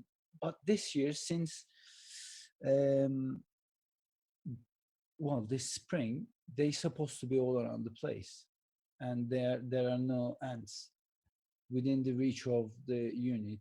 Or in my studio, there are many nano-coated materials and GANs, of course, and unit is running here. I haven't noticed any ants or any other small bugs. The only thing I have, we get all sorts of creatures in the studio, especially massive spiders and everything. Um, I want to notice one spider was sleeping under the nano-coated copper plate, and it didn't want to move. It just wanted to stay there. That's one aspect of it, and it gave me an idea to use a poison. So I bought poison, and I made a line around where they can enter, and I left the door open, and bugs entered inside, especially the big black one. It's still inside, walking around. They didn't get affected by the poison. So nothing has been done under sort of scientific laboratory observation. I haven't written anything. These are all, well, daily routine. It just happens somehow. But with the ants, all the rest of the house got ants. We have ants everywhere. But we have dog food, of course, around our dog's plate. There are ants there normally, but not in the house. I was wondering if you have ever noticed anything like that with you. Is there a possibility? The only thing I ever noticed was the bugs really liked my GANs collection systems, and within a couple of days, I had 30 bugs floating in the water. Oh, that's something totally opposite to me. Yeah. Yeah, I live in a higher altitude. I don't know if there is anything to do with that. But especially with the ants, yes, they're not coming in. What I could do is I can just place food all around the room, like I did last year in a plate, and they come and eat it just from there. They don't just go anywhere else. I'm going to try that. That was that. And just before this, and you mentioned about the artwork hanging in the house, and I've done paintings using GANs. I put it in the living room, and just without telling everyone, like 4 or 5 of them. I use CO2. It is kind of visible. It's like a little layer where you can see it. It's interesting. People like it. As some sort of, it gravitates towards it. I mean, I put them on the ones that I really like, the paintings, but it has an effect on, a lovely effect on people, perhaps depending on the intentions. My intentions was that I wanted them to love it, and they loved it simply. But yes, thank you. Yeah, I think anybody who's made CO2 GANs recognizes the difference of the energy that gets formed around it. It's not really palatable, but over time you notice things are different, and you have no explanation as to why, and it's actually quite wonderful. Actually, I like the painting more than ever as I applied CO2. It was exciting. It was nice. But the end, I'd love to do more, but I don't know what I should be. I thought maybe I could just grab a couple of ants and just put it next to and then I thought, like, no, you can't really do that. You shouldn't do that. There's some ants got fed the CO2 GANs, and they took it away in their little anthill and used it for ant food, apparently.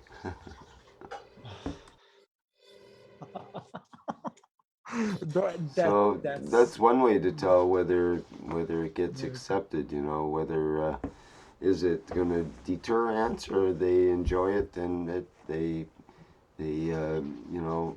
propagate under it, or maybe they propagate but they decide to leave humans alone because they become more peaceful or something like that. Yeah. So what's an emotionally balanced ant look like? yeah, well, that's it. Sure, You know why not? that. Maybe it was my intention that I didn't want them to come in, Well, and maybe it's the good unit news. was the translator of that, and they're not That's coming right. at all. The good news is the ants are very peaceful. The bad news is they're a foot and a half long. Ouch. But fortunately, they stay out of the house, or at least wipe their feet before they come in. So, yeah, like who knows what could happen with CO2 GANs when it gets, actually. What can you do with an ant? You might revert it back to its roots, whatever that is. I'm not sure. Maybe it is a foot and a half ant, for all we know, or maybe that's what it would create, or maybe a tiny wee ant. I don't know. It's a bit debatable. But Well, down in Peru, they're the size of your big toe, and they really hurt. Yeah, that's a good point, so to speak. Um, so what would happen to one of those with the CO2 GANs added to their diet? Well, Do that's an they interesting thing. I'll do get they Dave to test that. See what turn he can into come up with. super ants that can withstand any insecticide and any contamination and so on? I've done one other experiment. I'm not really talking about them because I'm worried that it would be a negative effect, and it would be a bad result, and it would be kind of embarrassing. What I do is I have a little backyard here. I feed birds. I put regularly just on the soil, and what I've done was I've sprayed some CO2, just a very very little amount. Like I have spray bottles, and I just put them all around it. Not just one kind, all kinds of birds started coming, and I don't know what they're called. I'm going to learn them. Really kind of big ones, like pigeon kind of ones, and they're all rabbits, squirrels. They started coming, and even more and more. And I believe in the effect of I'm sure there is a property that it gives them effect, but the intention of it, what I think is sort of embedded in what I'm doing there, and the animal kingdom kind of senses it, and they coming more and more. That was another the reason I didn't tell. Maybe I would harm them, and yeah, bugs and birds, I love them because we have abundance of them all around us. Yeah, what do you think of that? Sounds like you don't want to put CH3 in your hummingbird feeder. That's what that sounds like. No, well, yes. I have a hummingbird feeder. I have a couple of hummingbirds that come regularly, and they fight over each other. And I'm going to try on that as well. I'm going to drop CO2, see how it goes. No CH3, no. See if they don't fight anymore. Yeah, very interesting. But Yeah. that's something I would actually really expect when you start using the CO2 GANs out in nature, that nature will gravitate towards it, because it's a very calming, very peaceful type of energy, and I haven't found anybody yet that doesn't like to be around it. That's so true. It's what I try to see is like what sort of animals are going to, because there are many of them here, and I want to see lots of birds. And I've seen a hawk waiting towards the rabbits and squirrels feeding of our soil, and I saw eagle, I saw many owls, and they are gravitated towards it. That's for sure. I mean, I know I'm absolutely, definitely sure that CO2 works, but what I'm interested in, what other lovely ways is it going to work? Like especially bugs was, I'm going to try I haven't tried the CO2 on ants, but I will try it. So. Well, thank you very much. That You're welcome, sir. Yes. definitely opened up some doors and started me thinking about various different things that Sure, we can, yes. because especially like my friend Dave down in Peru, like I say, he's got ants down there that are the size of your thumb, and they're scary. Even the natives, the Quechuan bush people down there, they're afraid of them. We And have if red ants here. Yeah, if we can, well, yeah, there's fire ants down in Texas. If we can get these nasty critters to be peaceful and act more like bees, which they're not gonna sting you unless you threaten them in some way. That would go a long way to making the bush a lot more pleasant place to be in. Yeah. Well, I hope. I can't even. I mean, all the things that has been happening is mind blowing. In addition to the animal kingdom and bugs and birds, it's just like I haven't even figured out on the human yet what am I talking about with the bugs. But this is daily things that are happening, nothing calculated towards what I've explained there. It's just occurrences. Yeah, Thank you. I don't need a bear repellent. I got CO2. But one other thing I have done interesting.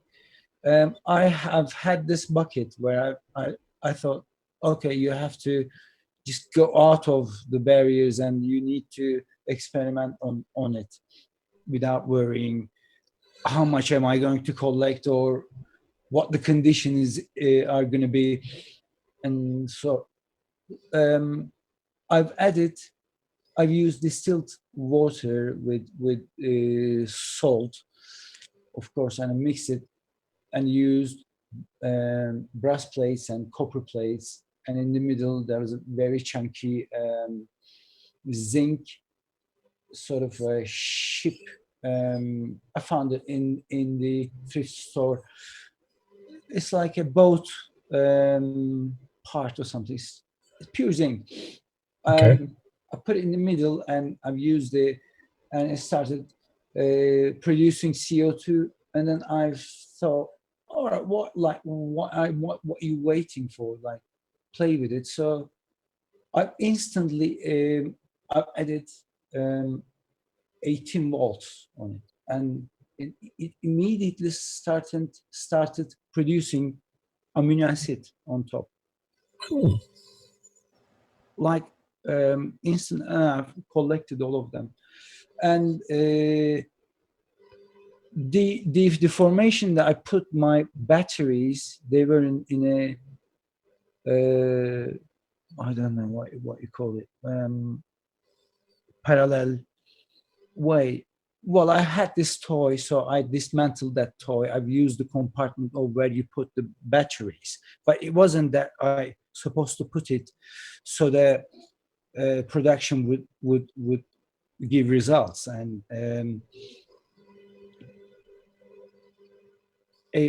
there was like 18 volts on it, and it started producing immediately amino acid. And the batteries, there were many batteries in there, and they ran out in 2 minutes.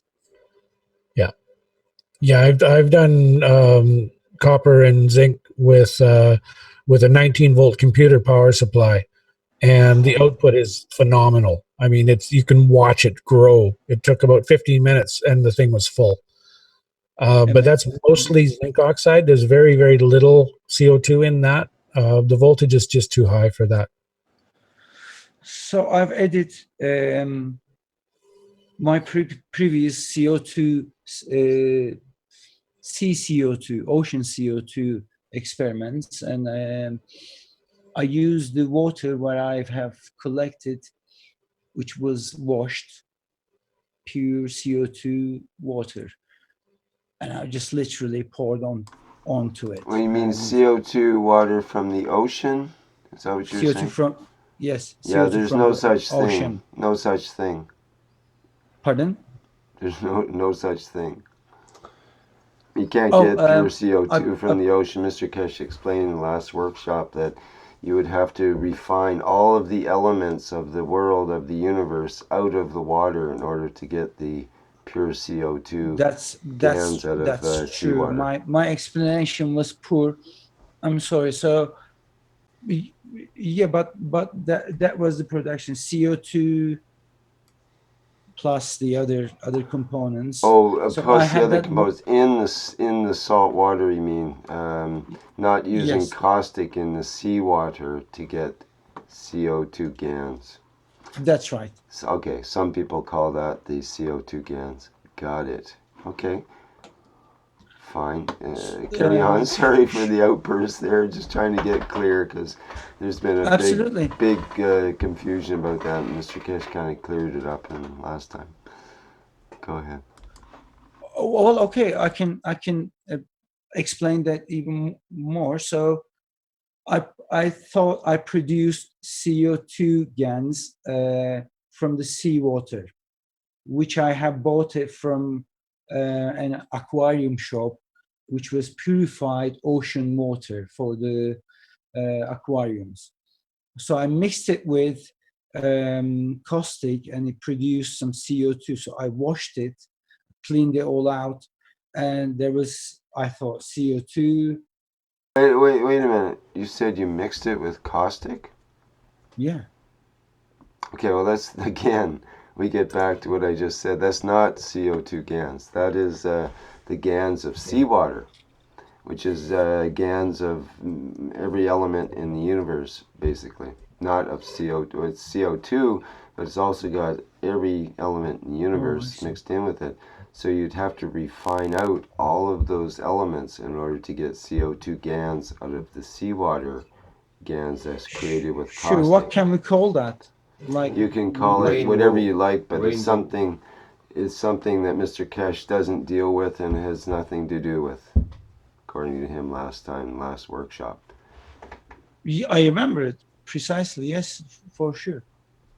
So this. So is anyway, some, I poured that into it, that solution. Yeah. Yeah, when people there's a way you can make it under a full moon, under the right pH conditions and some other conditions to create this so-called ormus substance and so on. But that's different than the just straight CO2 or straight seawater GANs that some people create by pouring caustic into seawater. Yes. And that creates this milky substance that looks like the CO2 GANs. But Mr. Keshe says it's a GANs of a mixture of many elements, and you don't really know what you have in there compared to making just straight CO2 GANs, which is more favorable toward our body components and so on. Okay, yes, sure. So just to clarify there. Mm-hmm. Absolutely. So I poured that mixture into the previous GANs production, where I was using the actual zinc and copper plates, and it started like having this some sort of activation inside it, and it started producing I'm not going to call CO2 anymore, white substances previously mixed with one with the, well, I produced green GANs instead of CO2. So I mixed it with that, and it turned into kind of bluish color. These are all just perhaps silly experiments, but it's quite enjoyable, really. Yeah, we were So talking about that earlier. that would have every elements, perhaps where the water was collected from. That's also important. Yeah. Yep, there's times when you might want all elements of a certain area, a certain type of ocean, or certain kind of water. And other times you want to be more specific and target the health problem, perhaps with CO2 GANs or copper oxide and so on. In any case, we got to kind of wrap things up here so I can take a break before the online teaching coming up shortly here. So any last comments or anything before we wrap up for today? Thank you so much and listening me. I just wanted to share the end thing, but Well, yeah, appreciate Copper. Really like to Thank hear you the so things much. you're doing and the fact that it's fun to do. You mentioned the key phrase there, which is Sure, yes. if you're, whatever it is, making coils or making GANs, and just I made some coils and plates and had them dipping in the caustic too long, and it turned the caustic blue, and I poured it into this jar today and filled up the jar, and I just went, wow, what a beautiful color of blue. It's just intense, Amazing. super blue, and I go, wow, this is really neat. I'm going to keep this. So I kept it in the jar, and I know I can make that into the nano form of copper by you can pour vinegar into the caustic, or you can pour caustic into the vinegar solution, and you'll get a black powder out of it and so on that can be used for other experiments. So it's all good. So yeah, and the point being that it's fun. It's you learn things, and sometimes it actually amazes you to see something, turning and twisting inside the solution that you didn't expect was going to happen, and different colors and then so on. it suddenly happens. Mm-hmm. So That's amazing. Thank keep you. having fun. That's the main thing out there, and play safe, of course. Keep your safety glasses on. I almost poked my eye out yesterday but I had my I safety actually glasses on. bought one symbolic one, and I wanted to take a selfie of it right next to the unit, but Absolutely, yeah, that's a good way to do it. I highly recommend a full lab coat as well, because soon as you put the lab coat on, you feel like you're really in the lab, and it's just called a silly costume thing, but the clothes really make the human, and in this case, it makes a difference. So And wear gloves with caustic. yeah, do wear gloves. Caustic creeps up on you. Sometimes it just feels like it barely burns, but it's actually seeping into the skin and bones and so on. So just keep in mind that's what the bad guys use to dissolve bodies in the movies. So you don't want to. Just a trick. Thank you for You the don't tip. want to dissolving your fingertips. Just a tip, so to speak. Okay, so enough bad puns for tonight. Let's wrap it up here. And I'm going to end the live stream. Thank you so much, Rick. Thank you, Libby. Thank you all for all the pictures and so on there. It's great seeing your